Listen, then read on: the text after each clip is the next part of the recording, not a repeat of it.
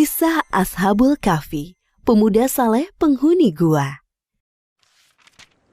Kisah ini disebutkan dalam Al-Quran, surat Al-Kahfi ayat 9 hingga ayat 26. Dalam kisah ini terdapat ujian keimanan dan pembuktian hari kiamat, bahwa sesuatu yang sudah mati akan dihidupkan kembali oleh Allah pada waktu yang ditentukan.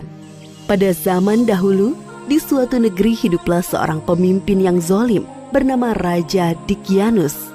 Selain zalim, raja ini juga kejam. Sang raja memerintahkan rakyatnya untuk menyembah berhala. Apabila ada yang menolak, mereka akan dibunuh. Di tengah-tengah masyarakat, ada sekelompok orang yang tidak suka dengan kepemimpinan Raja Dicyanus. Mereka adalah 7 orang pemuda yang saleh.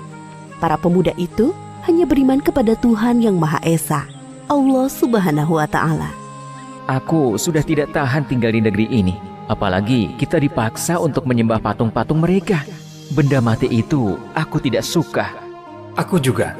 Apalagi raja tidak segan untuk membunuh orang yang tidak mau melaksanakan perintahnya. Bagaimana jika kita mencari tempat lain untuk beribadah?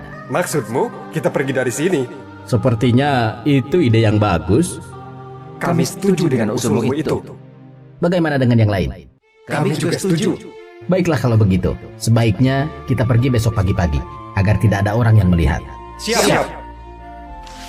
Keesokan harinya, 7 orang pemuda saleh meninggalkan negeri mereka dengan bersemangat. Para pemuda ini yakin bahwa keputusan meninggalkan adalah petunjuk dari Allah agar selamat dari kezaliman raja. Bersama mereka ada seekor anjing yang mengikuti selama perjalanan. Setelah berjalan jauh, sampailah di depan sebuah gua. Gua yang cukup besar dengan dinding yang tampak tua. Sebaiknya kita beristirahat sebentar di gua ini. Kau yakin? Apakah aman di dalam sana? Aku akan masuk ke dalam untuk memeriksanya. Salah satu pemuda itu masuk ke dalam gua. Tak lama kemudian ia keluar dari pintu gua dengan tersenyum. Kalian semua masuklah ke dalam gua. Satu persatu pemuda masuk ke dalam gua. Ketujuh pemuda itu berdoa agar mendapat perlindungan dari Allah, sebagaimana yang disebutkan dalam ayat ke-10 surat Al-Kahfi. Ya Tuhan, berikanlah rahmat kepada kami dari sisimu, dan sempurnakanlah petunjuk yang lurus bagi kami dalam urusan kami. Ketika para pemuda itu beristirahat, Allah menunjukkan kuasanya dengan membuat mereka tertidur selama 309 tahun. Seperti yang disebutkan dalam surat Al-Kahfi ayat ke-25. Dan mereka tinggal dalam gua selama 300 tahun dan ditambah 9 tahun. Pintu gua menghadap ke sebelah utara, sehingga sinar matahari tidak bisa menembus ke dalamnya. Dengan begitu orang dari luar mengira bahwa gua ini tidak berpenghuni, sedangkan anjing yang mengikuti mereka membentangkan kedua lengannya di depan pintu gua. Tak terasa 309 tahun telah berlalu. Allah membangunkan ke-7 pemuda saleh ini dengan tubuh utuh seperti sebelum mereka tertidur. Wahai saudaraku, sudah berapa lama kita tertidur? Aku kira sehari atau setengah hari. Aku tidak yakin. Terdengar bunyi perut keroncongan. Tiba-tiba aku merasa lapar. Tidak adakah makanan yang bisa kita makan? Sabarlah sebentar saudaraku. Aku akan pergi ke pasar membeli beberapa makanan untuk kita semua. Aku akan ikut denganmu. Ketika sampai di daerah permukiman penduduk, mereka mulai merasakan hal yang aneh.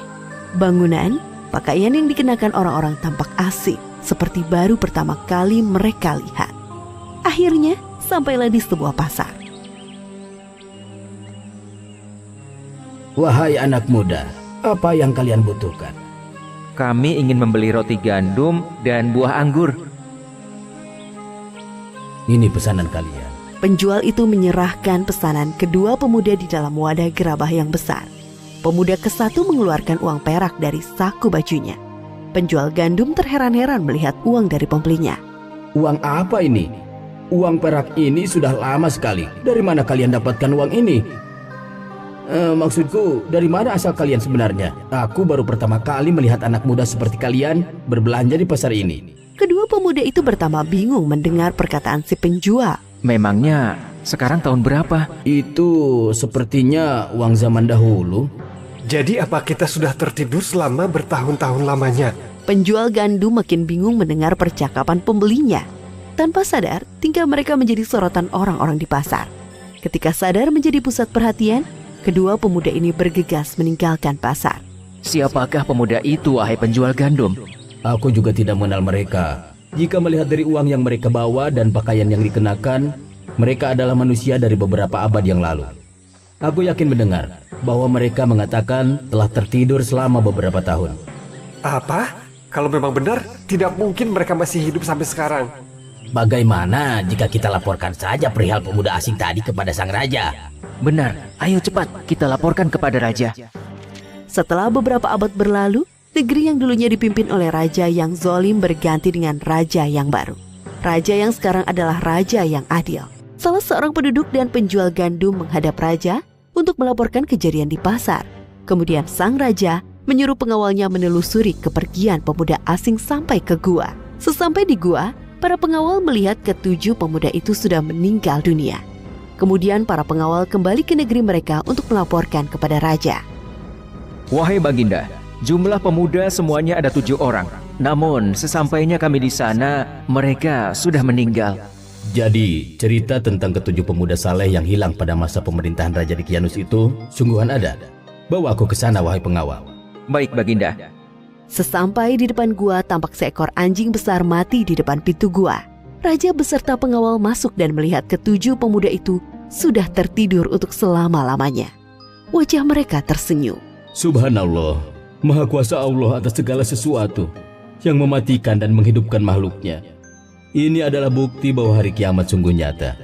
Maafkan kami ya Allah yang sempat tidak mempercayai adanya hari kiamat. Sesungguhnya kami termasuk golongan orang-orang yang zalim. Astagfirullahalazim. Seperti firman Allah Subhanahu wa taala dalam surat Al-Kahfi ayat 21.